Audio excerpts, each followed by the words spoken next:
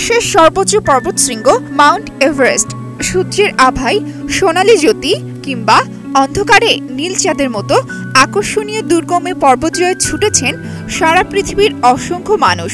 1953 সালে 29 মে Edmund Hillary এবং তেনজিং নোরগে প্রথম এভারেস্ট জয় করেন। 2008 সালে নেপাল সরকার এ দিনকে এভারেস্ট ডে হিসাবে ঘোষণা করে। এবছর একই সাথে উদযাপিত হচ্ছে এভারেস্ট জয়ের 60 বছর।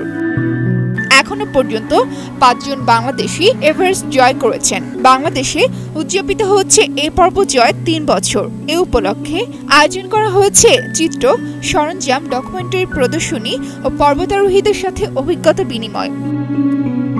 এবারের উৎসব অনেকটাই ম্লান সজল খালেদের অকাল মৃত্যুর জন্য।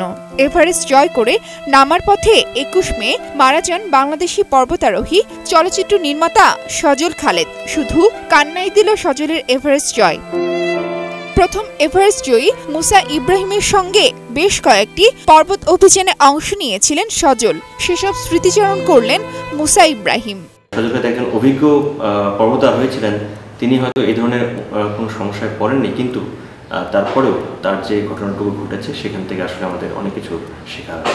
সজল খালেদের মরদেহ উদ্ধারে 27 মে নেপালি শেরপাড়া ডেথ জোনে অভিযান চালালেও তারা মরদেহ খুঁজে পেতে ব্যর্থ হন। স্থগিত করা হয় উদ্ধার অভিযান। সেজুতি রহমান, বৈশাখী নিউজ, ঢাকা।